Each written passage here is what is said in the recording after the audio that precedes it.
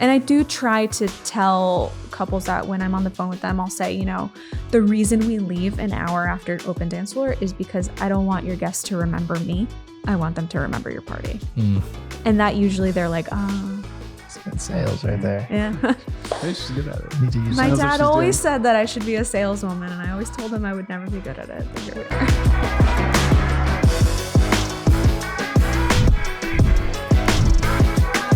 Welcome back to another episode of Moving the Mountain, a creative leadership podcast. Today's guests, Salt and Pine Films, Paola and Jesse. Jesse. No. Is it Jesse? It is Jesse. Okay. I was like, But have I been saying his name wrong? Paola. Yeah. It's Paola. Paola? Yeah. Oh, what did I say? Paola? Yeah, I get that a lot. Where did I get Paola from? I think a book. A lot of people say, I get variations. I get like Paula, I get Paola. Oh, Paula's Yeah. little. No offense to Paula. I mean, totally different name. Yeah, Paola's. How do you say it again? Technically, it's Paola, but Paola. Paola is fine. Paola. Yeah. Yeah. Or What is that? Nailed it. I think it's technically like Italian, Portuguese, perhaps. I'm Okay, yeah, Colombian. So Nice. yeah. Yeah. When my sister was born, I was in charge of naming her, and I gave her a name that was easier to pronounce. What's her name? Victoria. Oh, okay. Can be Yeah, said it's in way both easier. languages. But yeah, I kind of just call her Pow or Yeah, Pow. Pow's fine. Pal. Pow's great. Yeah. Okay. Yeah.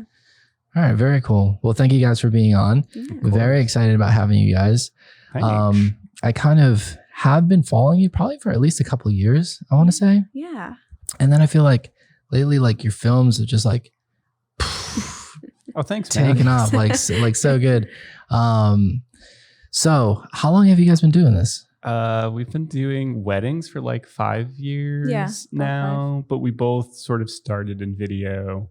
So previous to weddings, I was working in like commercial video for an agency, doing that, and Pow's working for a TV station. Yeah. I was working for a nonprofit access TV station. Okay. So, I mean, we've both been working in sort of the video space since graduation, since 2015. Yeah. He focused on video in college, and I did a communication studies like umbrella. But I focused in the last few years. I did more of a focus on video. Yeah. So we've been in the space for while. almost, yeah. I mean, if you count college, almost 10 years. Yeah. So you guys are both filming out in the field. Yes. Oh, yeah. Yeah. Yeah, we're both out there. Mhm. Who Side does by side. Who does the editing? That's all me. Yeah. All Jesse. Yeah. All Jesse. Yeah, Yeah. so it works out really well, just because I feel like we play to each other's strengths, because I'm the little editing gremlin back in the office, just like holed up in there. And Pal's more like front of house, talking with couples, doing social. So we really like divide and conquer. That's a really nice trade-off. Mhm. Yeah. Yeah. It works out for us because we have wildly different personalities and I think perspectives. So it kind of just plays to what we're both good at. Although I can edit, I can't edit to his degree. But I also think the nitty gritty of answering emails, writing copy, keeping up with timelines and things like that Yeah. isn't really his Yeah. strong Being suit either. organized in Sure. general. So you don't have to touch like timelines or No. sales. Oh, wow. No. Yeah. No. Yeah. Not at That's all. amazing. That's all me. No, normally like pre-wedding day, we do a little debrief. Yeah. Yeah. She gives me my briefing. Yep. Normally I know at least a little bit about the couple, but yeah, we do a debriefing, go over the schedule, go over the timeline, all of that good stuff. So Yeah. I'm the primary point of contact. yeah. It's really good for both of you guys. It's like, I don't like sales, timelines, or editing. So Yeah. I mean, I've really grown to love editing in the last couple of years. I think more so than I ever thought I was going to. mhm. I think especially when we started out, like, you know, we were just trying to, it was like paint by numbers at Mhm. first, because we were just figuring out like how to do wedding films. And so like, I feel like I was just mimicking what I saw out in the wedding film space. And I got really bored really quickly. Right. And then it was once I started embracing like my own style and like voice and my own eccentricities, I Mhm. guess, that it started like becoming a lot more fun. yeah. Yeah. How do you approach an edit like that? Because I've watched your films and they're very untraditional, right? And it doesn't really seem like there's too much of like a template that you follow. There might maybe like there's principles or something, but like what is your approach? Is every wedding very unique and different? Or do you say, this is how we start our films, then I'm going to go to something like this and it's going to like break into like the story of it? It's the latter for sure. So as like a good example, we did a wedding in the fall, Ilaria and Johnny. And that one, so she's a celebrity stylist and she loves old cinema. She had a person who does wedding posters do her invitations. So she loves old cinema. So I knew going into it, okay, I want this to feel like a timeless piece of cinema from like the 40s or 50s or 30s or something. And so that really informed then how we shot it, the types of shots we were getting, and then also how I put the edit together, the song choice. So going into it with some hook, some theme allows me to then like narrow down my editing choices into a much more like intentional place. Yeah. Specific to the couple style. Specific to the couple. Yeah. Yeah. I mean, last weekend we were at sort of like a little farm venue up in Vermont, and you get there, it's super picturesque. And first thing he says is like, all right, we're going like Little Women on this one. It definitely helps that he's a film buff and has a lot of just knowledge from schooling as far as like film history. Right. You so can that say film, informs, you can say nerd, you can say film nerd. Sure, film nerd. I mean, but it does inform a lot of like our approach and our edit. Jesse watches movies for research. Like he will watch movies just to gain inspiration from directors or things like that. So I think all of that sort of just goes into his process. Yeah. Kind of referencing that Cabo film that you guys did, there's so many like quick cuts, right? And so many different shots, so many different types of shots. And obviously I think that was like a multi-day kind of excursion. Yeah. How many clips do you guys like really, when you're out there, are you aiming for a certain amount? Are you guys constantly shooting, or do you guys have like a specific like, we should get these type of shots every time? ABR, always be rolling. Like we have our heads on a swivel. For me, sometimes he's a little bit, I overshoot for sure. I'm constantly getting this or that, literally anything that catches my eye, he could use. I have no idea in the moment if it's gonna amount to much, if it's some shadow work or a little bit here or there, and he's able to use basically everything I'm looking at into something. I don't know if your approach is a little different. Usually your clip count is like a fraction of mine. Yeah, it's normally like half of yours.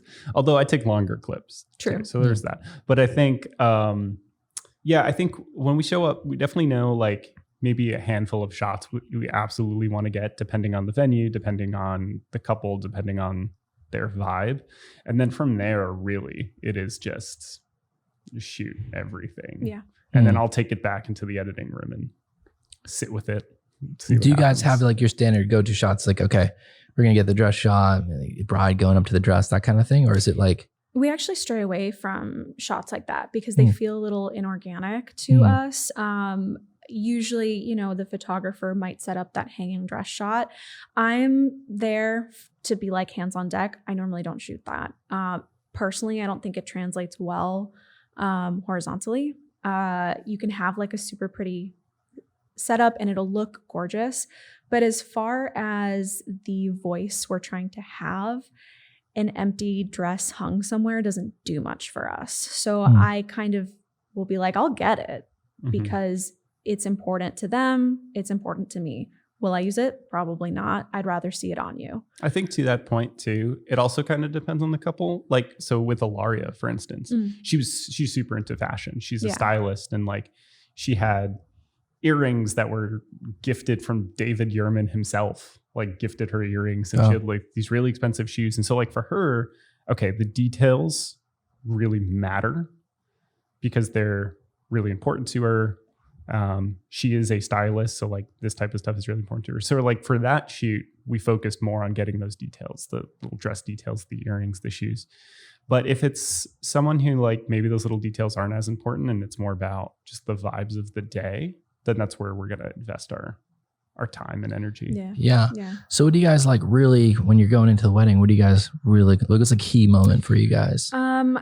I think, I mean, like going back to that question, like we do have, I think like a shorthand of like must-haves. We've been focusing a lot more on the little details, sort of like what would go in a flat lay, but sort of using them a little bit more interestingly rather than just like a flat lay. Other key shots, I think, groom reactions is always a big one for me. We've had a lot of great groom reactions this year. Anytime a VIP, if you will, of the day is making contact with bridegroom, etc. Any of those like in-person visual moments, I think, are super important. But yeah. I think for me, like definitely getting just interesting portraits of each of the couple. So we've been playing a lot more with like shadow and light and sort of weaving that into our style. And then in terms of like other key moments, like we try not to force it too much. I think like how the day unfolds, we're going to let it unfold. And I think for me as the editor, it's more important that this sounds really dumb, but like it's more important that I'm bearing witness to the day and to the couple and their energy, so that when I go back into the editing room, I can really imbue the film with that vibe. So it really speaks to them on a personal, intimate level. Yeah. I mean, I think that like as we move from section to section of the day, I'm sort of checking off like, okay, did we get details? Did we get some portrait time, or will we get some portrait time with, you know, each person? You know, and as the day moves forward, you know, section by section, I try to check those things off mentally. But I think what I've had to learn is if they don't happen, it's okay, because they didn't happen for a reason, whether it just wasn't built in as a priority or things shifted and we had to think on our feet. And I've learned to let go when I don't get every single checklist shot. Right. And I think that's come with our films evolving to be different. If it were a little bit more formulaic, I would probably lean in more into make sure you get every single one of these shots and you're good. Now, I think at the end of the day, if I have gotten parents and VIPs in some form of action, movement, sentimental moment, I'm good. Because the people that were there that were important to the couple and the couple have been captured. And I think with the non-traditional aspect of our films, I've had to evolve into that way of thinking, which is not like my base way of thinking. Yeah. Are you guys, when you're out there, are you guys shooting gimbal, or are you guys shooting mostly handheld? Combo. Yeah. So typically I'm on a gimbal for the majority of the day. Aside from a handful of shots, and then Pao is mostly handheld. Yeah. So we get a nice mix. Yeah.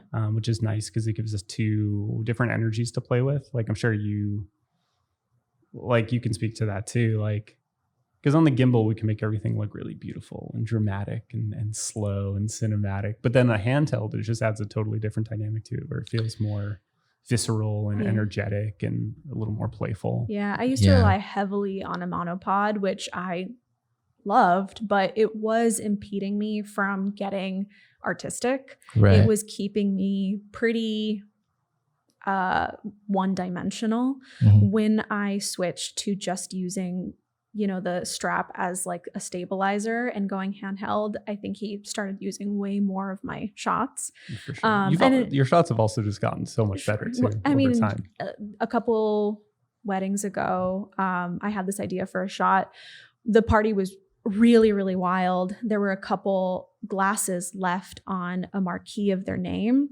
So I took the camera and I was sort of stabilizing it with the strap, but I walked towards it almost as if like you're a person walking towards your glass. So just sort of like trying to match the energy around you. I think going handheld has helped with that tremendously. It's definitely a big boost. And I feel like it's more for the shooters. As starting on a monopod is nice too in the beginning, because getting a still shot for an editor is like, is everything, you know? Yeah. But I feel like as you kind of get that down, the shooters are having, because we just started implementing that pretty recently, where it's like, yeah, let's shoot a little more handheld. And it's more playful. it's a little bit more fun. It's like uninhibited. You can move quicker. It feels risky at first. When you're so used to being on a gimbal all day. It definitely feels a little riskier. Yeah. And we combo it up too. But sometimes like when we watch your films, it almost seems like it's mostly handheld. Yeah. I think for a good majority, I think the like big formalities, any formal dances, we'll always have a gimbal option because that's really, really nice to watch back and have it be nice and smooth. But we go handheld quite a lot. Yeah. Yeah, more and more. I think for me too, it handheld's nice because I can really pay more attention to my framing and be really intentional with how I'm framing a shot. Whereas like sometimes with a gimbal, I'm more focused on the movement that I'm adding to it and not always exactly how I'm framing it. So it just adds a different layer. Yeah. And then you mentioned portraits with the couple. And I feel like portraits is it's always a hit or miss. Like sometimes to me, it seems like very important to the film, but it also, and a lot of times important to the couple, but a lot of times there's not that much time in the timeline. And then as videographers, I'm not sure if that's your experience, like with going out photographers, sometimes it's like, you have second priority to the photographer. How do you guys handle that? Are you guys kind of coaching the couple up front? Are portraits like really like important to you guys? Or is it, if it happens, it happens. If not, not. Yeah. I mean, to me personally, portraits are super, super important. Having some time to play is really, really important. You tend to take the lead during that. And what we try to do is prompt the couple in prompts that'll give them movement that will also double and work for their photographer. In that situation, it's a bit of a win-win when we're with a photographer who likes a little bit more still posy stuff. We try to just like give them the platform, let them do their thing, and then let me jump in before you move them. Balancing that space is tricky sometimes. Especially on a tight timeline. A tight timeline, but that's really the only area where we will really come in and be like, this is top priority for us too. As soon as you're doing family portraits, like that's all you. We'll get the energy in between. So that's one of the only instances I think where we have to be like, we gotta play equally here. Yeah. And what's really fun actually is we're changing our process a little bit to make this a lot easier. And you can probably speak to this a little bit more. But something we've added to our packages as we've increased in quality and just like started to break a little bit more into the luxury market, it made more sense for the budget and also I think for our couples. So now we're adding a story session that's a separate day from the wedding. So for photographers, this would kind of be like an engagement session. That's usually like anywhere 2 to 4 hours. The couple can kind of like pick an excursion that speaks to them, or we can help them plan it. And that gives us a chance to do something just with the couple that's just for video. We can knock out a lot of those pretty portraits of the two of them together. We can get that nice audio of them speaking to each other or about each other. And then on the wedding day, we'll be showing up and just do your thing. Just live your day, enjoy. If we absolutely need you, we'll pull you. But otherwise, we can really just be flies on the wall and capture the wedding day as it happens. Yeah, it kind of takes the pressure of getting content out. Sort of like trying to think of ways we can level up our client experience. I think that photographers have the benefit of engagement sessions. By the time the wedding day comes, they're buddies with the couple. And I think I've always had to work extra hard to establish that without having an engagement session with them. I do a lot to meet with them either in person or on Zoom so that we're not total strangers when we get there. But adding an engagement/story session in that is solely focused on video gives us sort of breathing room to then make something a little bit more unique.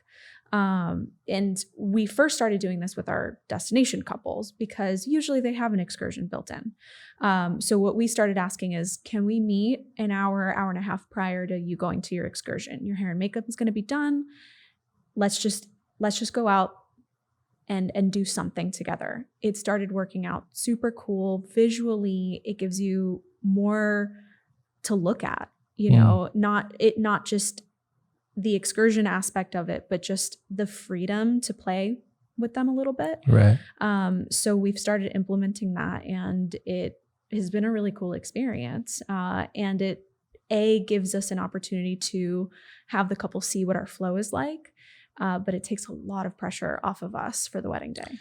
I would think so, because you're right. Like with the photography, you have that chance to meet them. Mm-hmm. And I feel like when I photograph a wedding, if I've had an engagement session with them, it's nice because it's like it takes the pressure off a little bit, because like you know who you're going to photograph.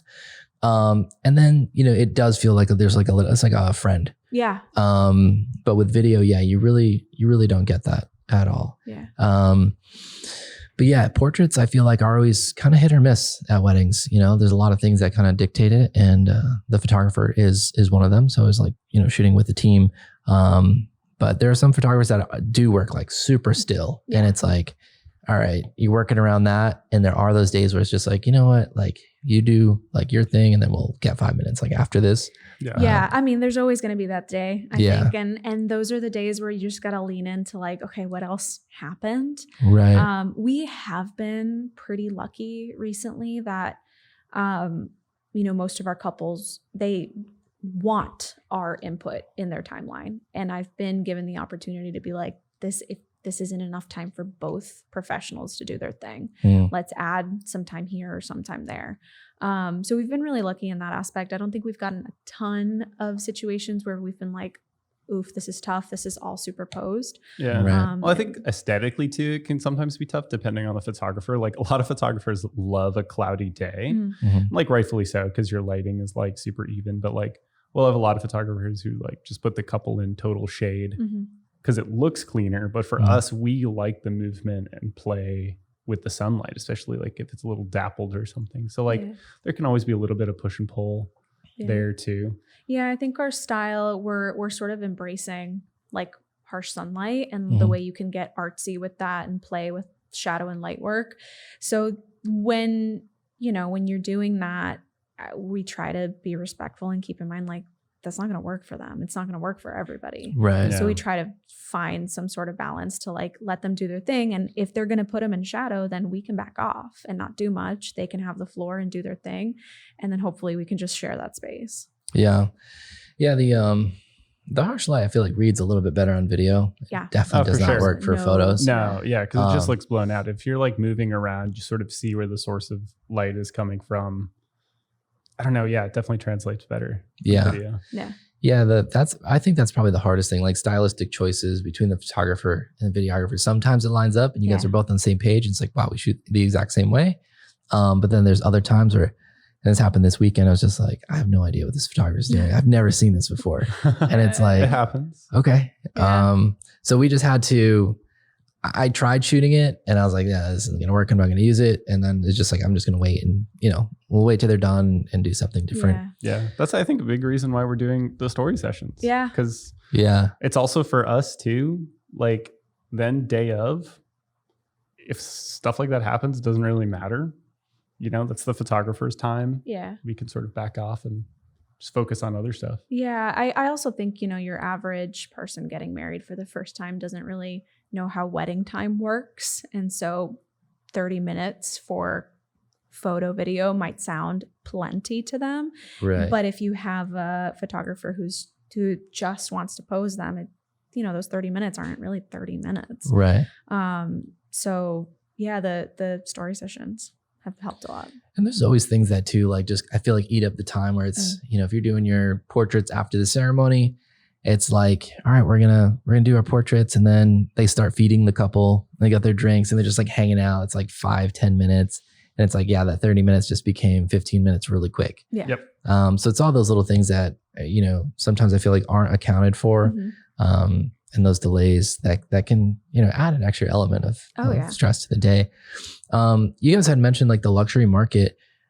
How did you guys position yourself to move into that? Like what price point is considered luxury? And then also with the way the economy, right, is going, does it make more sense to be a luxury because it's like, hey, these people like aren't really going to be affected as much by an economic downturn. Sure. Kind of being in that, maybe middle of the road might get hurt the most, where people, in that budget might go for a lower budget. What are you guys' thoughts on all that? Great question. I mean, I would absolutely say that's 100% true. I do think at the higher end weddings, there's always going to be people with more money than they sometimes know what to do with. And I do think at the higher end, like, it is less volatile economically. As much as I hate to say that, it is unfortunately just true. And I think the way we were really positioning ourselves initially was not like we want to be in the luxury market just because we want to try and make more money. I think it was largely just from we started putting more and more work into every wedding we did.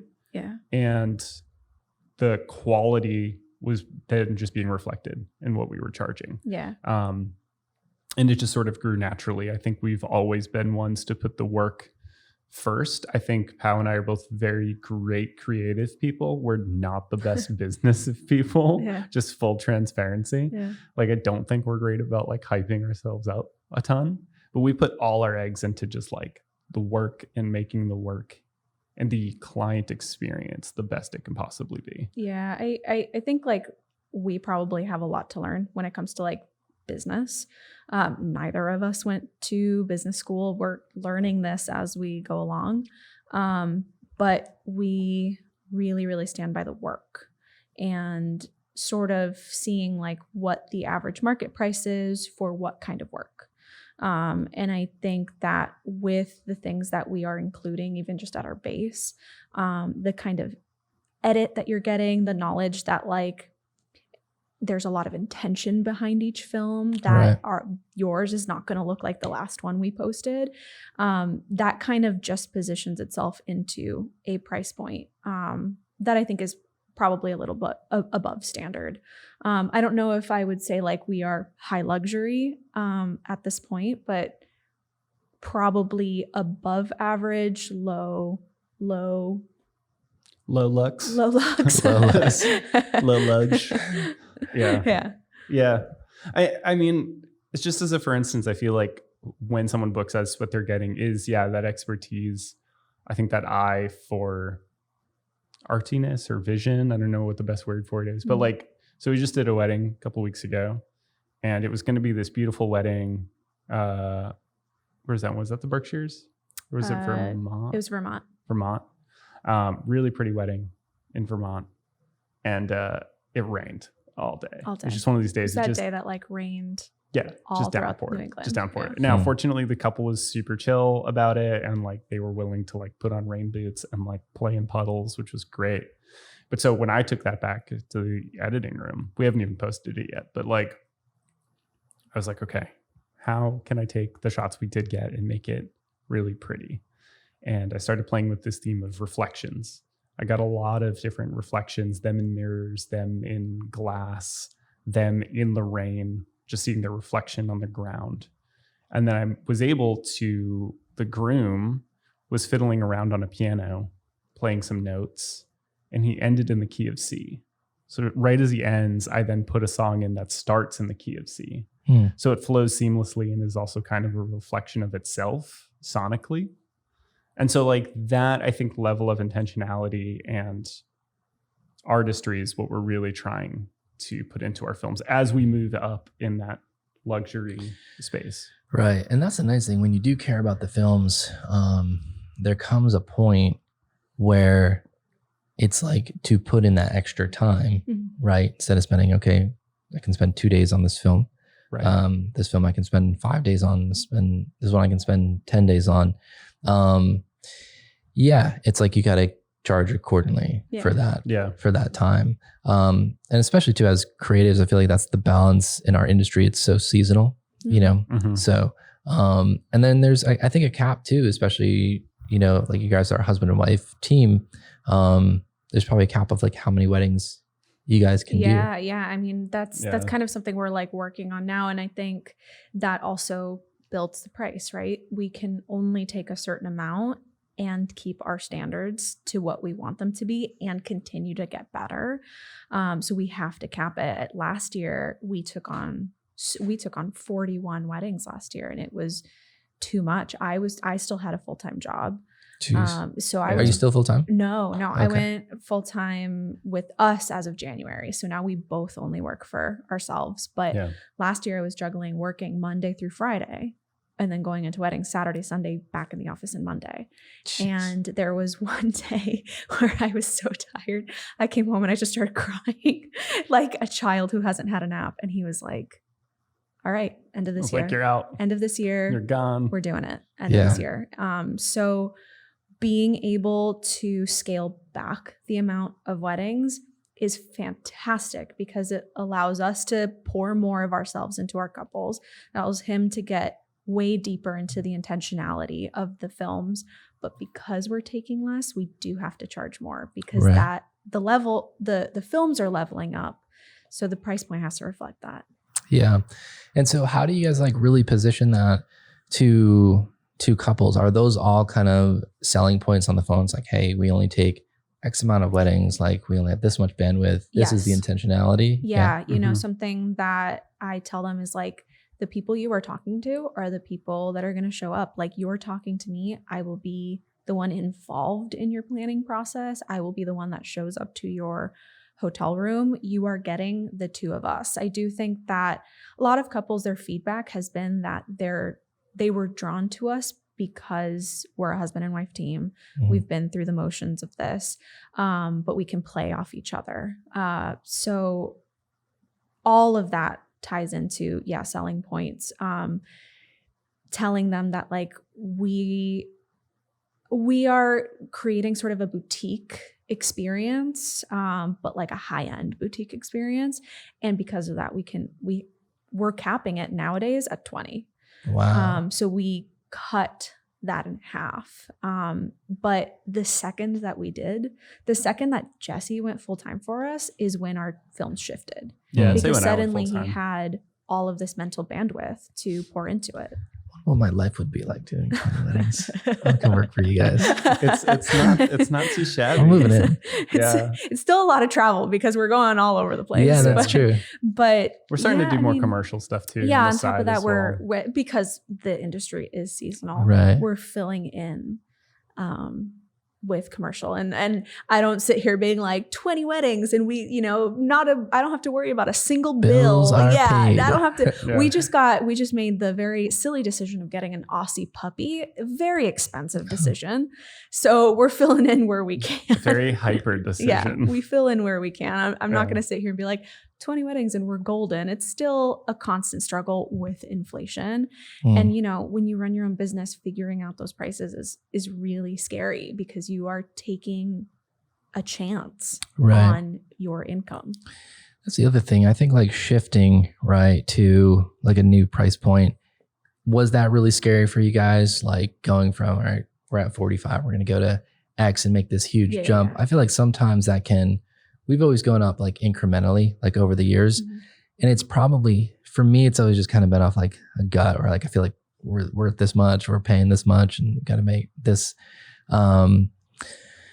But making a big jump, I feel like does alienate if you're working with one clientele the previous year and they're in a certain price point, their friends that they're referring might be in that same price point or relative. Yeah. Did you guys kind of run into that? Definitely. Yeah, I do. I will say, like, I think mine has always been by gut as well. And it has been like little by little. I kind of take it as, okay, well, how many do we have booked for the following year? And can we afford to raise our prices and test the waters? Something that I learned is it's always okay to change your prices back. Right. So we just did like a small price increase for 2024. We have 6 months until 2024 is here. So I think right now is a good time to take a chance on that. We haven't had any pushback, but we have run into a lot of what you just said. We were filming weddings in like this one friend group. Mm-hmm. And as we traveled within the friend group getting married, our films were getting better. We were getting more experience. Our prices were going up. And it did happen once or twice where they were like, this is outside the budget. So-and-so said, you charged this. And that's a tough conversation to have. Yeah. And I have just had to learn to advocate for myself or decide if it's worth a discount. Yeah, If props it to is- you if for it being is- at the front of house. It's That's when I tough have. because That's when I sit I'm back. also like a chronic a people pleaser. Right. So I want to make everyone happy. I want to be involved in these people's lives. I want to be at their wedding, especially when 3 brides that are going to be there. Right. But you start to be like, okay, if I take this on for less than what I'm worth, am I sacrificing a wedding that could potentially be booked that will pay me my worth? Right. And that is it. I think it's a constant thing I'm learning how to navigate, because it does happen. People talk and the sticker shock is real. Right. Yeah, you definitely kind of have a bond with them on the phone, and they'll throw out something like that, whether it's like, hey, a friend, it was only this price. And, there's so many different variables and factors. It's like, well, that was January of 2020. I mean, I had an instance where they were like, but you did so-and-so's wedding and it was this much. And I was like, that was 2 years ago. Yeah. Like, I can't compare prices from 2 years ago. So, I mean, it's an awkward conversation, but I try to just be honest, because if I am not, I'm the one who's losing. I'm going to kick myself for it. Yeah, you can. If you really kind of shave off too much off the top, I feel like you really can walk away from it and just kind of feeling like almost like a little resentful of it, and that's not how you want to feel about a client. You want to be able, the prices are kind of set where it's just like, you want to feel like, hey, I feel good about doing this and I'm going to give it my all. And, if things go a little over on the editing, right, where I have that in the budget to do that. And if you don't, then it can feel like a certain way. And it's very sweet of you to think that I put a budget on my editing. I think I just edit until my fingers bleed. I have to pull him out of the office I think I got home at 11 p.m. last night and I was like, what are you doing? How many hours would you say it goes into a film? Sort of like the whole suite of films, like teaser, highlight, all that stuff. For one wedding, probably like 30 to 40 hours. Yeah. Something like that. When you guys do a wedding, right? A lot of clients are just kind of into the highlight recap or the teaser. Do you guys, let's say do you guys have a package where it's like, this is what we do, it's everything, it's full ceremony, full speeches? We used to. So we actually just changed our package structure like a couple weeks ago. So we used to have sort of like an ABC package structure where it was all bundled. And then I've been getting pushback recently as we've grown. Well, I don't need this, or I want this, or can you add this? And I was like, okay, all right. So it seems like what was working before in whatever market we were in isn't really working anymore. So now we're 100% a la carte. We have a base, and in the base, you're getting the teaser and the highlight and the story session. Obviously the two of us, but then from there, what do you want out of your coverage? Like, we're shooting everything regardless because it all makes it into the highlight film. Yeah. But you don't want speeches? Great. We won't do speeches. You want the ceremony and your first look? Excellent. So it is now 100% like, what do you want out of it? Yeah. Kind of what you said, like we always film everything as if someone booked everything. Yeah. So that way, even if it's like 2 months post wedding, they can still be like, can I add this on? Yeah. We can just send Do you guys do like a 3-camera setup for ceremony and all that? Yeah. So ceremony is 1 camera on each person, and then he's sort of floating, sort of in and around, up and down the aisle a little bit with a stabilizer. Yeah. How long do you guys keep all that footage for? A year. A full year? So we do a full year. I sort of have it automated that on their anniversary, an email goes out just saying like, it's time to do some house cleaning. If you want to buy the raw footage, here's the link and the portal. If not, let me know. And if I don't hear from you in 30 days, it will be deleted. Yeah, we keep it like a year locally. And then everything else is backed up to the cloud. Okay. But then that comes like with its own cost. Have you heard I just learned about the 3-2-1 rule. Have you heard about that? Yeah. If you have 1 copy of 0 copies, is that it? Well, kind of. Kind of. The one I heard was like, you should have 3 copies of your files in 2 different places at any one given time. Hmm. I just learned that and I was like, that's very smart. Yeah. I think in the early days, I had everything on just like one single drive. Oh, same. Like a Seagate. And I was having nightmares. I was just like, why am I having nightmares about this? You get a power surge and suddenly you're having like cold sweat. And there's like 25 weddings gone. It's like,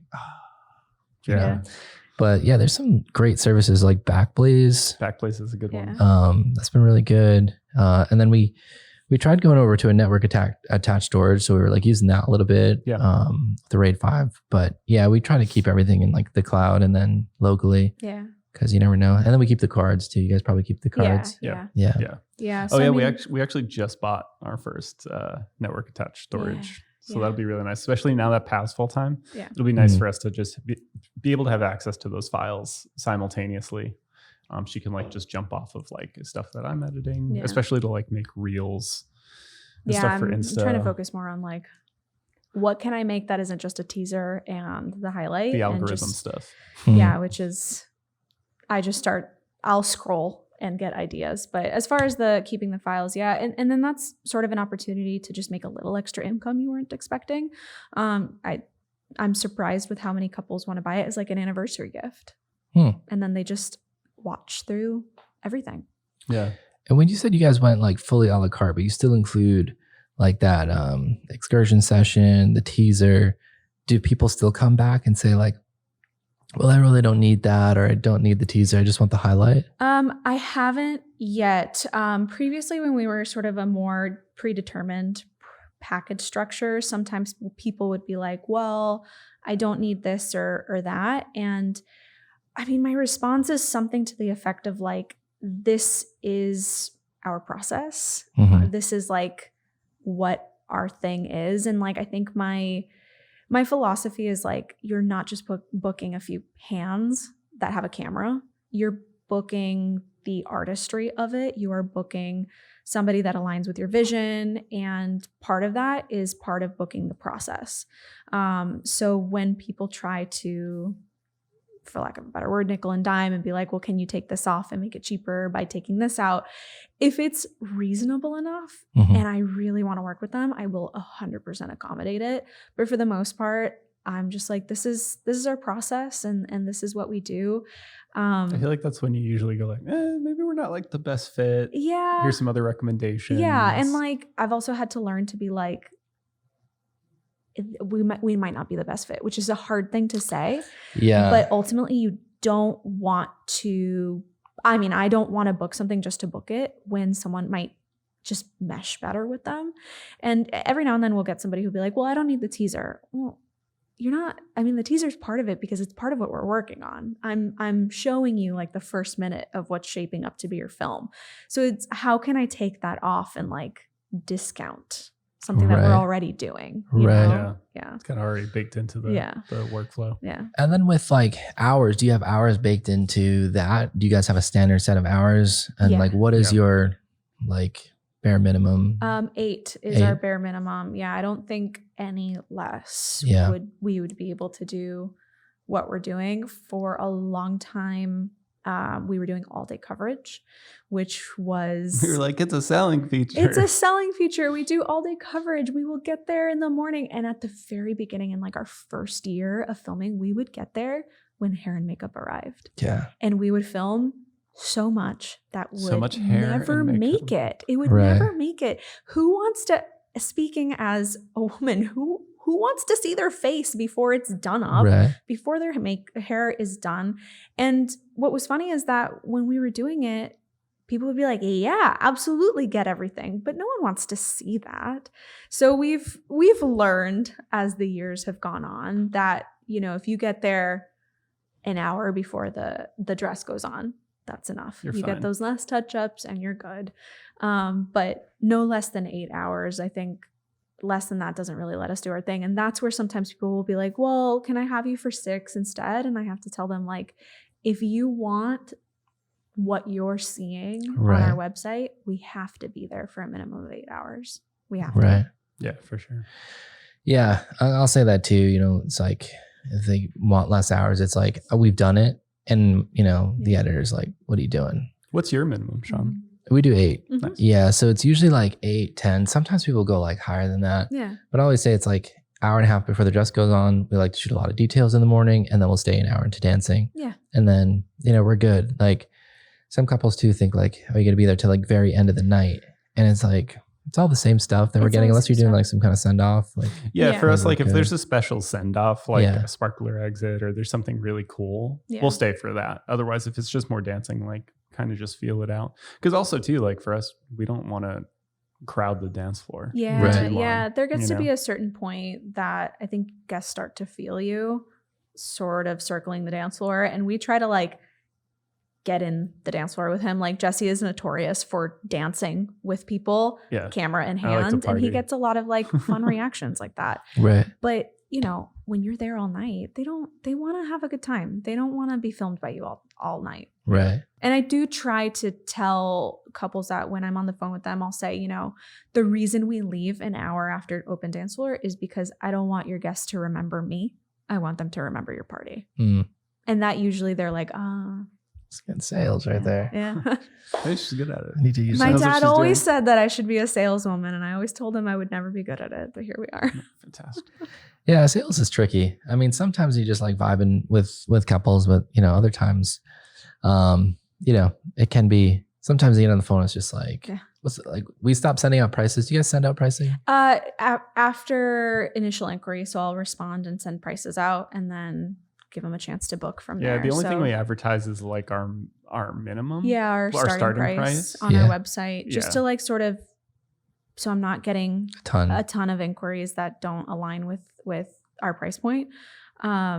Yeah, I mean, I constantly try to think like, is that a good idea, sending pricing out before a phone call? But it helps me just be transparent and upfront and not give them like a huge sticker shock. It's super awkward. A guy who does sales like said, stop doing that. Yeah. And I tried it. And then you just had a lot of people just like, what's the price? Uh-huh. And I'm just Yeah. like, this is so uncomfortable. And I mean, like, I remember wedding planning and being like, can you just tell me can you just tell me Right. what you cost? Right. Yeah. I may be able to afford you. I don't know.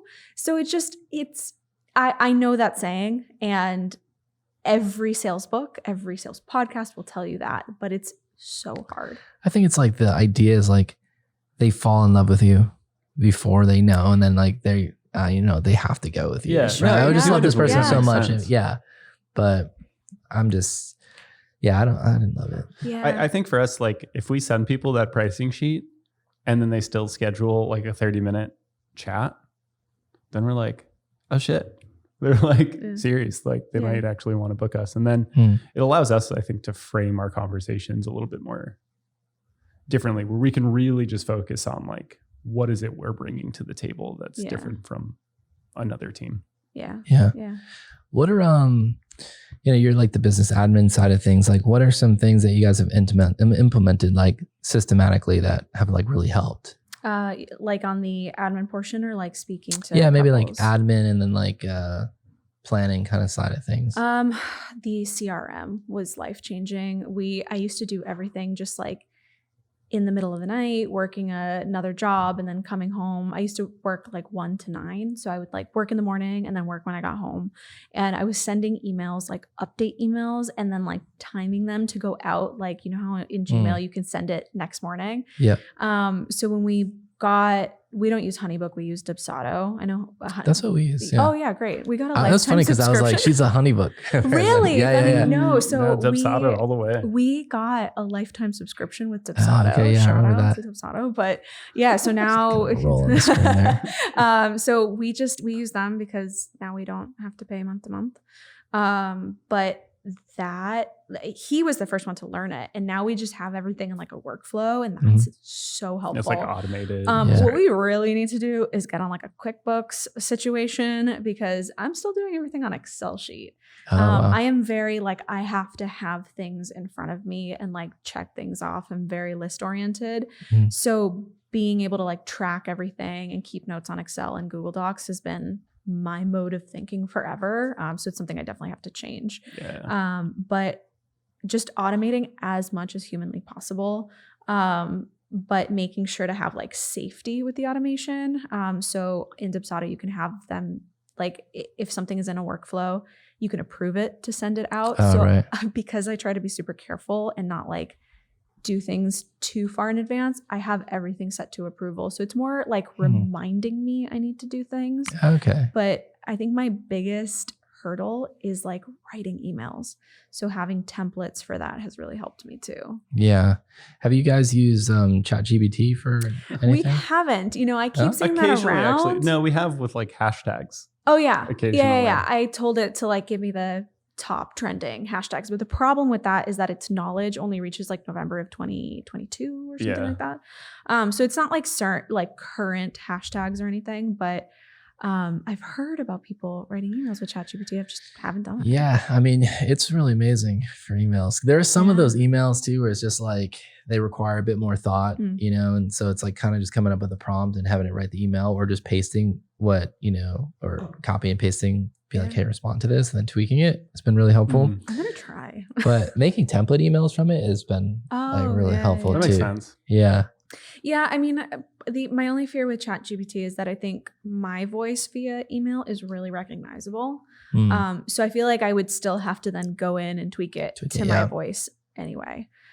Because a lot of my emails with couples back and forth tend to feel like texts. We should train it on your voice. Yeah, just feed it a bunch of I bet you'd be able to do that. Yeah.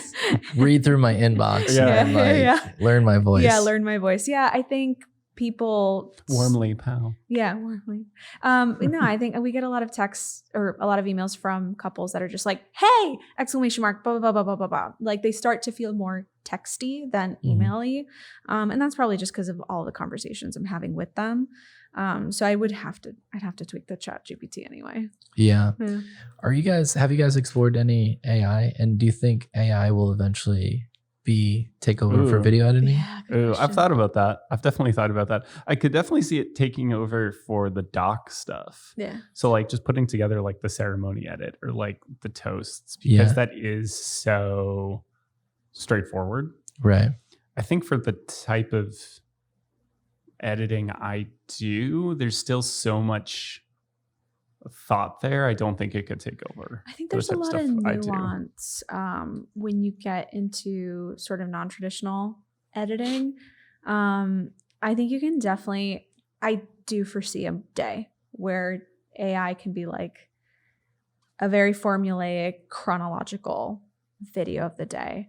I think I was saying the other day, I was like, I could see a team being like, this is our price and this is our AI editing price. It's like a little cheaper. Right. The video's not going to be quite as good, but you'll still get your video and it'll be less expensive. I could totally see that happening. Yeah. But as far as like, I think it's always going to miss the heart, And I don't know, maybe that's naive of me. Maybe AI is smarter than me. So I don't know. Watching this podcast 50 years ago. Yeah, I know. They'll be like, she had no idea. What was she talking I know. I mean, truthfully, very possibly. Like I'm 31 and set in my ways. So I don't know. But I mean, as of now, hopefully that doesn't happen until we're all ready to like take a backseat. With our businesses. We use Autopod, which is pretty cool. We use it to edit the podcast, and it would probably be similar to a ceremony edit. We just like load in your angles, and it like literally cuts it up in probably like seconds. To who's speaking? Yeah, based on who's speaking. Oh, that's cool. So cool. Yeah. Oh, that's awesome. It was really cool. Definitely worth checking out. Yeah, that's really neat. Yeah, that's awesome. And save some time, I guess. Yeah, absolutely. Yeah. Oh, for sure. Especially for something like multi-cam. that. Yeah, because then it allows you to really just focus on like getting the right people on your podcast and like doing all the cool stuff and not the nitty gritty. Well, that's why it sat for so long. We started it in 2020, and then it was just we didn't have anyone to edit it. Really, we're just like focused on the film. So it was like, So now I think that's where we struggle too. Is like we work really hard to get these out in like a timely manner for them to be like a great narrative, and then sometimes I'm not great about like pushing them. And having people see them. I think the big thing we've been trying to make adjustments to this year, we've had a lot of conversations about it, is like we put a lot of work into the films, into the teasers and the highlight films. We put all our eggs in that basket, and then we kind of forget about reels and the stuff to like help you grow your audience on like Instagram or TikTok. Yeah. And so sometimes I feel like our work is not necessarily reflected in like our follower count. Not that it's like bad, Yeah. but I think it's because we don't do a ton of reels. So I'm trying to get better at that. I was opposed to reels for a really long time, and I'm kind of just embracing it at this point, because I just felt like I didn't know if it would align with the brand we wanted to create. Mm-hmm. But I think it does. I think people know that we don't take ourselves too seriously. We just put a reel out that was like that Wes Anderson trend while we were in Colombia. And like, we went to a wedding the week after, and she was like, I showed everybody that reel. It was so great. And I was like, see, people like to see the person behind the brand. And I'll caveat that just by saying, like, though we haven't done a ton of reels and stuff, and we're not doing that all day long, trying to figure out what reels are going to work, what's trending, what trend should we hop on. It hasn't stopped us from growing and from finding the right people who are into our work and want to book us. Yeah. So I do think that is worth saying, just because I do think sometimes some people burn themselves out trying to keep up with trends and social. But I do think it is still something we should look at and get a little better at, for sure. Yeah. So would you guys say like you have a pretty good work-life balance at this point? Now we do. I think we were last year. I would have told you no, but yeah, now we do. I mean, like, I think it's a huge gift being able to work with your spouse. I've told people it either really works or it really doesn't. For us, it just really does. Yeah. I think because a lot of our friends are in the wedding industry, we all have the same schedule, so we can sort of work around that. But it took a while. I think running your own business, you don't really have off hours. Right. You know, I have had to police myself with limits on certain apps. Like I literally put parental controls on my phone so that once a certain time in the evening hits, I'm not checking emails. So it doesn't come naturally. And it's something I'm always working on. But I think for the most part, we this year especially, we've gotten a lot of our personal life back. You know, we're gonna big time. You know, we're doing stuff for fun, just for fun. Yeah. And with you guys being like husband and wife team, like, is there an exit strategy, right? So like, is the plan to just do weddings for as long as possible? Is it like, hey, 40 and then something different? Yeah. Or is it to eventually maybe grow like a different team that you guys would manage? What's like the that's a good question. You've thought a lot about this. Yeah, we've thought a lot about this. I don't foresee us doing it too far past 40. Yeah. I don't know if my body will. Yeah. It's taxing. Yeah. It is taxing. It's very physically taxing. You spend sometimes 10, 12, occasionally a 14-hour day on your feet running around with gear. So is the goal there like you have to kind of put in like extra work and like kind of go extra hard so that you have kind of savings? Yeah. And maybe put that into like other investment vehicles? Yeah. Or is it really like maybe a different business structure? Definitely, I'd say a little bit of all of the above. Definitely like working really hard now to grow our savings as best as we can. But then also too, like the commercial side is growing. So what I would love to do is see that grow more to the point where I could then hire on a few people and then sort of just manage it. So more like an agency kind of thing? A little bit more of an agency, film house. Yeah, I think right now we're like 95% weddings, 5% commercial. And as we get older, I'd like to shift that. In a perfect world, it would be really awesome to grow our business to a point where we're not shooting anymore, but he has the capability to still edit because all of this still comes from his brain.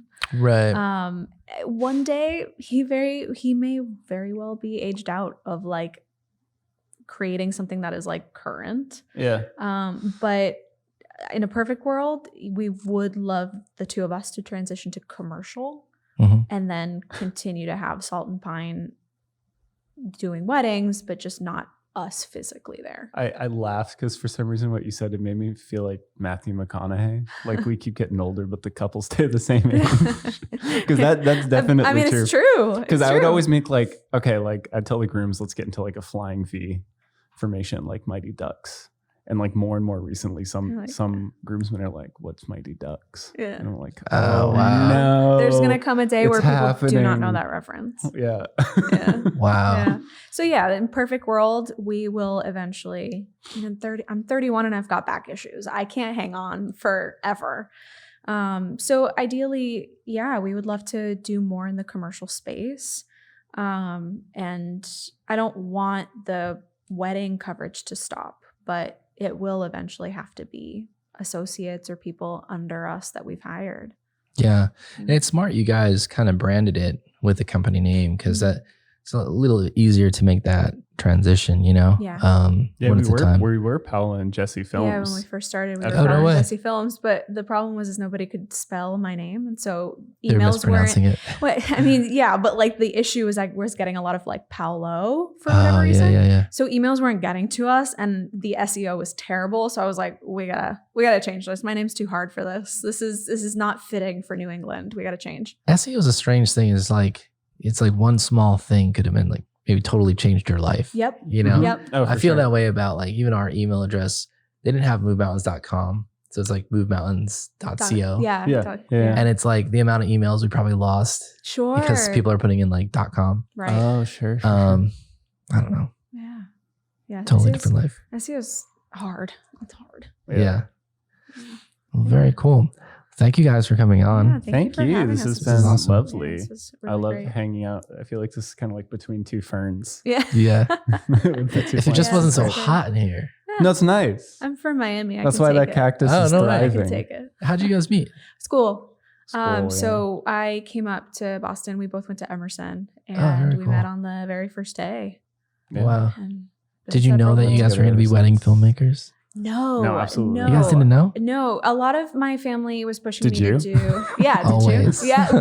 People would ask me when I was young, what do you want to do when you I grow up? want to go to weddings every I'll be weekend. a wedding photographer. He always wanted to work with people, so he's 100% Mm. doing what he like set out to do. Yeah, I wanted to make documentaries when I was in school. And I So I'm just- kind That's of kinda what you're doing doing. that. Yeah. A little bit. Yeah, I just wanted to be behind a camera.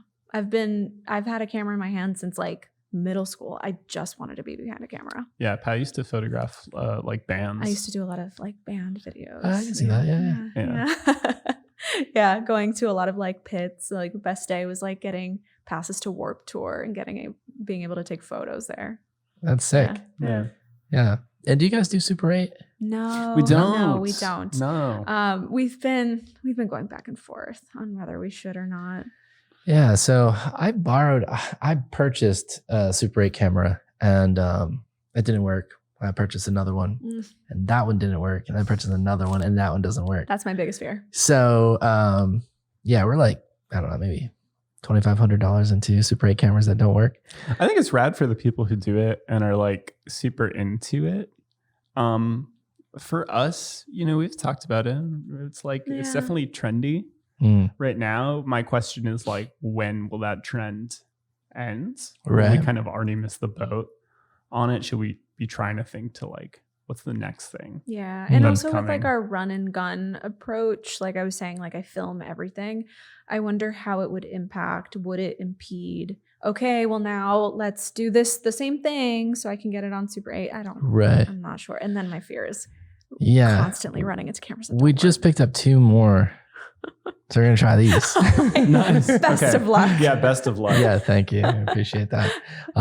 They seem to work though, which is nice. Great. And these ones are a bit more simple, where it's more like point and shoot Oh, Nice. cool. versus like I tried the ones with the meters, and it's like I'm filming and I'm like, I have no idea if this is going to be overexposed, Yeah. underexposed. Yeah. I think I have like PTSD from film school because in film school they made us start on Super 8. Like you had to learn film the old school way, using a light meter, being very intentional. But we had to buy our own film stock, and I burned through so much money in film school expensive. buying film Yeah. stock. Yeah. But yeah, no, the people that do it and are like really good at it, I think it's an awesome Yeah. add-on. it's gorgeous. It's so I just pretty. don't know if I want to. It adds such a different Yeah. dynamic. You don't need the stress. Yeah, Yeah. that's the thing. It looks gorgeous, and like people are doing it, and they're doing it well. I kind of want to focus on what we do well. Yeah. You know. Well said. Yeah. Very nice. That was perfect. That's gonna be the reel. Excellent, great. Can we clip that? Yes. Good. I was working on a sound bite for you. We need a few. I think we got a few though. And you guys mentioned you met in college, first day of college. How long have you guys been married? We've been married. We're going on 5 this year. Oh, wow. We've been together 10. Where'd you guys get married? Florida. I'm from Florida. Oh, okay. So it was a toss up between here because we live here and I wanted like a New England fall wedding, but I have a lot of Central and South American family and we have a lot of people. So it kind of just made more sense to call it halfway in Florida. We found this really, really cute venue outside of Tampa. My mom and my dad went there and we had Cross Creek Ranch. And my dad got there, he called me and he was like, Pao, this is it. This is it. Yeah. And we booked it sight unseen. Wow. And we loved it. That's awesome. Yeah. And how do you guys you're like together all the time, I imagine, right? Yeah. Honestly, it works out for us because we're obsessed with each other. Yeah. We just like I could make a joke about codependency here, but quite honestly, we just Another soundbite. We honestly just like being around each other, truly. And that's not to say it has not come with its learning curves because there were a lot of instances. I'm very mouthy and I like to yell. So I've had to learn to like peel it back a little bit. I do end up, the funny thing is, truly he's the lead shooter on a wedding day, but I act like I'm the boss. So I boss him around a lot. And he lets me. I don't know. We kind of just like being around each other, to be honest. Yeah. I don't know. It works out. And like for us, I don't know. We also have like our own language that we can like speak to each other non-verbally, which is fun. Yeah. It's fun to share like at the end of the day, if it's been really good, like celebrate and rejoice in that with each other. But if it's also been really bad, like decompress with each other. But to what you're talking about even during a ceremony. Yeah. We can just look at each other. I've taught him some sign so I can like sign with him across the ceremony space. But people made comments during COVID and we were masked. We would look at each other and I'd be like, and he would be like, she was just moving her eyeballs for the listeners only. Someone commented about it at a wedding. They were like, I saw you communicating with your eyes. And I'm like, I mean, that's what happens when you've been together for a decade. Right. You know, you just have this unspoken language and it kind of works out. You know, there comes to a point in like the reception where I'll be like, did you get this? Did you get this? And he'll be like, everything you see, I got it. And so you kind of, our business is our baby and there isn't anyone else I would trust with it. And I think he probably feels the same way. Yeah. But I will say we do work on opposite ends of the house because I don't let him. We need some distance. Yeah. He'll close the door and sometimes he'll lock it and I'll be like, are you hungry? Do you want coffee? Do you need anything? So he does, we do force each other to work on separate sides of the house. All right. Last question for anyone kind of coming into the industry, like newbies, wannabe filmmakers, what would be like one bit of advice that you would give? You guys could each go. I don't know who wants to start. I would say find someone whose work you really love and aspire to do that kind of work and either reach out to them, see if they're doing mentorships, learn as much as you can from that person. If they have a YouTube channel, like whatever it takes, just reach out to them. Because I think starting out, it's really easy to sort of fumble your way through a lot because there's more and more resources now, but it still can be a challenge figuring stuff out. And if you can learn from people who have already like paved the way a little bit and figured stuff out for themselves, it's super useful. Yeah, I think you'd be surprised with how much people are willing to share if you just are vulnerable enough to ask. Yeah. I think for me, it would be, and this is speaking from experience, is be humble enough to know that you don't know best all the time. And just because you've been doing it a certain way or you were taught a certain way or you think a certain way is the way it should be done doesn't mean you can't grow and change. And that is in all aspects of the way you handle client calls or interactions with families or just the nitty-gritty of editing. Just because you've been doing it one way doesn't mean you can't change.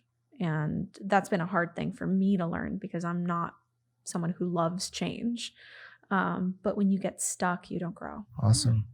Well, thank you guys again for being on the podcast. This is great. Thank you so much. For couples that maybe are seeing this and want to book you, where can they find you? saltandpinefilms.com. Instagram. Salt and Pine Films. Yeah, Salt and Pine Films. Yeah. I think it's Salt and Pine Films everywhere. Yeah, Salt and Pine Films all across the board. Yeah. Awesome. Yeah. And really quick, favorite Rhode Island venue? Ooh. Favorite Rhode Island venue. Glen Manor House. Oh, I'd say Glen Manor Manor Glen House. Manor House. Yeah, I really adore rad. them. Everything about them. The people that work there are phenomenal. The space is gorgeous. Yeah, It feels Glen like Manor a all the way. fun, posh Newport venue without having to deal with Newport traffic. Yeah. Yeah. Very low key. Very kind of like love peaceful. Glen Yeah, Manor. a little bit more laid back. Yeah. What about you? Awesome. Probably say Shepherd's Run. Oh, I yeah. really like. Shepherd's Run. Yeah. Yeah. That's a good one. Yeah. Yeah. Awesome. Sweet. Well, thank you guys Thank you again. so much. Word. Thanks, man. You're sweaty. No.